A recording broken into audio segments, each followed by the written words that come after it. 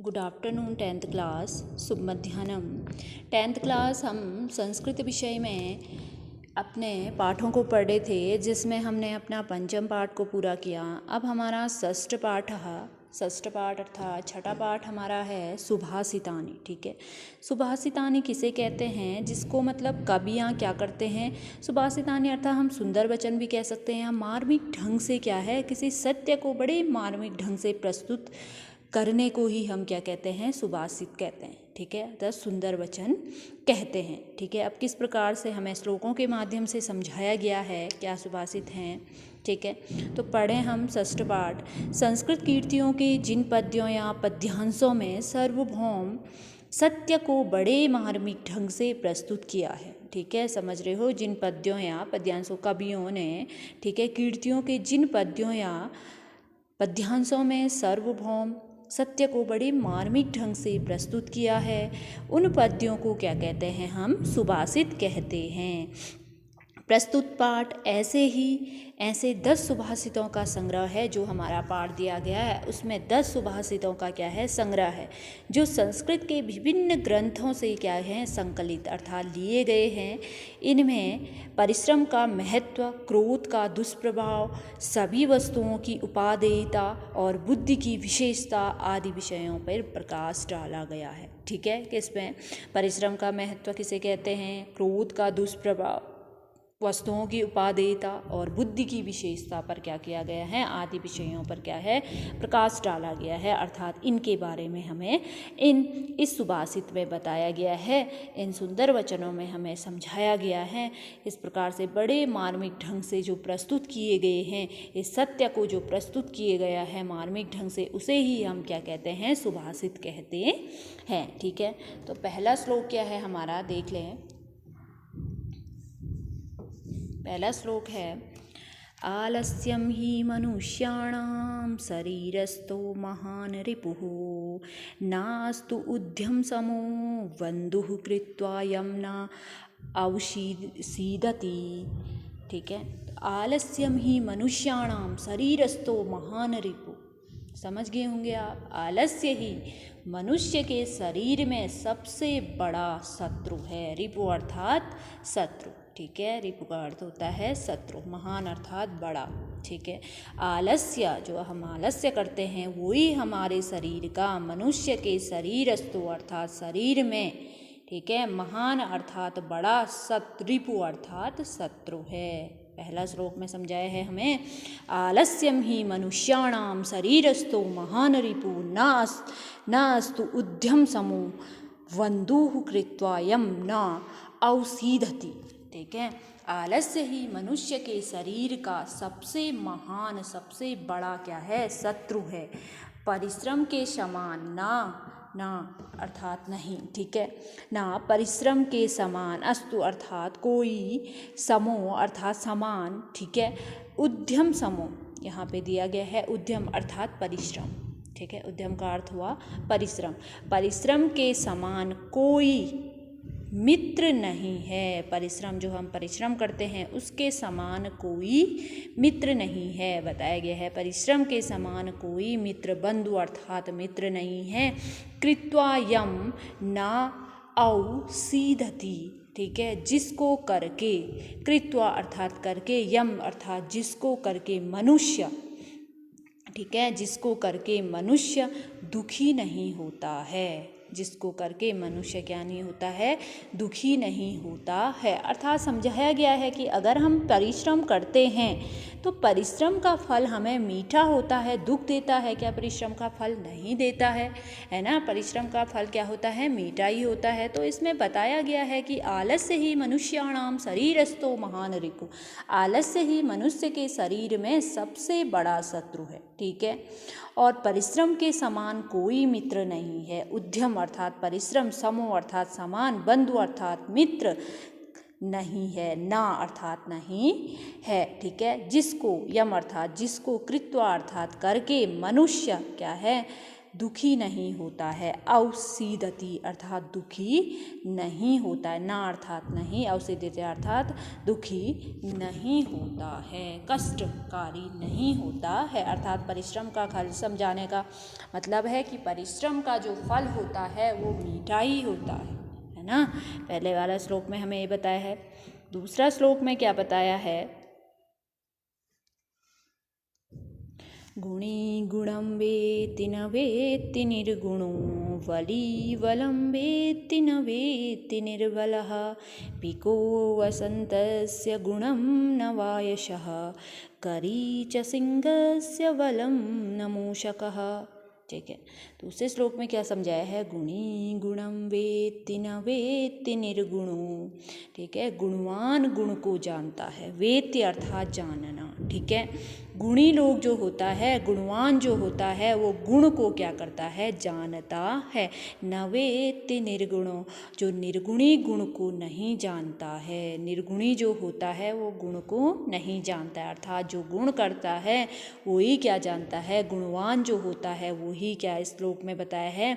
गुणवान गुण को जानता है, निर्गुणी गुण को नहीं जानता। न वेत्ति अर्थात जानना, निर्गुणो अर्थात निर्गुणी गुण को नहीं जानता है, जिस प्रकार से गुणवान गुण को जानता है। गुणी गुणं वेत्ति न वेत्ति निर्गुणा, गुणवान गुण को जानता है और निर्गुणी गुण को नहीं जानता है। बली बलम वेत्ति न वेत्ति निर्बला, बलवान बल को जानता है। बली अर्थात बलवान, बलम अर्थात बल को, वेत्ति अर्थात जानता है। बली जो बलवान होता है वो बल को जानता है। न वेत्ति निर्बला, निर्बल बल को नहीं जानता है। जो निर्बल होता है वो बल को नहीं जानता है। पिको वसन्तस्य गुणं न वायशः करी च सिंहस्य बलं न मूषकः। पिको वसन्तस्य गुणं न वायशः। अब क्या है? कोयल वसंत के गुण को नहीं जानती है। पिक अर्थात कोयल, वसंतस्य अर्थात वसंत के, गुणम न वायशा अर्थात गुण को नहीं जानती है। कोयल वसंत के गुण को जानती है, वायशा गुण को, वसंत। पिको वसंतस्य गुणम न वायशः, कोयल वसंत के गुण को जानती है। जो कोयल होती है वो वसंत के गुण को क्या करती है? जानती है। न कि कौवा, वायशा अर्थात कौवा, वायशा कौवा के लिए कहा गया है, ना कि कौवा। ठीक है, वायशा हम कौवा के लिए कहते हैं, कौवा के लिए हम क्या कहते हैं संस्कृत में? वायशः। ठीक है, पिको वसंतस्य गुणा, वसंत के गुण को, जो कोयल होती है वो वसंत के गुण को क्या करती है? जानती है, न कि कौवा। करी च सिंहस्य बलम न मूषकः, करी जो अर्थात हाथी। ठीक है, हाथी सिंह के बल को जानता है। करी च सिंहस्य बलम न मूषक अर्थात हाथी ही सिंह के बल को जानता है, न कि चूहा। चूहा हाथी के सिंह के बल को जानेगा? नहीं, हाथी ही सिंह के बल को क्या कर सकता है? जानता है, न कि चूहा। ठीक है, आया समझ में? आपको कहा है कि गुणवान गुण को जानता है, निर्गुणी गुण को नहीं जानता है। बलवान बल को जानता है, निर्बल बल को नहीं जानता है। ठीक है, कोयल वसंत के गुण को जानती है, न कि कौवा हाथी सिंह के बल को जानता है, न कि चूहा हो सका। ठीक है, अगला श्लोक है निमित्त उद्देश्यं हि यः प्रकूपयति ध्रुवं शतपस्यागमे प्रसीदति आकारणं द्वेषी मनस्तु यस्य वे कथं जनस्तं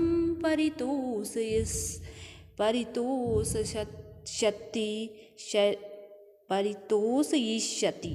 ठीक है, दोबारा पढ़ लेंगे एक बार। निमित्त उद्देश्यं हि प्रकूयति ध्रुवं सतपस्यागमे प्रसीदति आकारणद्वेषी मनस्तु यस्य वे कथं जनस्तं परितोषयिष्यति। ठीक है, अब श्लोक में क्या बताया है? निमित्त उद्देश्यम ही यो प्रकूयप्यति। ठीक है, पयति, प्रकूप्यति। ठीक है। जो कारण की उद्देश्य मानकर, जो कारण को निमित्त उद्देश्यम अर्थात जो कारण को निमित्त अर्थात कारण को उद्देश्य मानकर अत्यति क्रोध होता है, ठीक है। ही यो प्रकुप्यति, ठीक है, क्रोधित, ठीक है, कुप्यति अर्थात क्रोधित होना, ठीक है। जो कारण को उद्देश्य मानकर ही अत्यधिक क्या होता है, क्रोध होता है, ठीक है। ध्रुवम सौ तपस्यागमे प्रसीदति, क्रोध होता है, वह उसके समाप्त हो जाने पर निश्चित रूप से क्या होता है, प्रसन्न होता है। जब वह क्रोध खत्म हो जाता है तो निश्चित रूप से वह तब क्या हो जाता है, प्रसन्न होता है।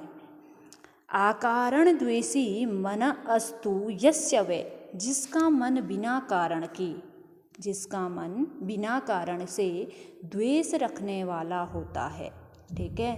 जिसका मन बिना कारण से द्वेष रखने वाला होता है, उसको व्यक्ति कैसे संतुष्ट, कथम जनस्त परितोषी अस्ति, उसको व्यक्ति कैसे संतुष्ट करेगा। एक बार दोबारा अर्थ समझोगे इसका। निमित्त उद्देश्यम ही य प्रकुप्यति, ठीक है। जो कारण की उद्देश्य, जो कारण को उद्देश्य मानकर अत्यधिक क्या होता है, क्रोध होता है।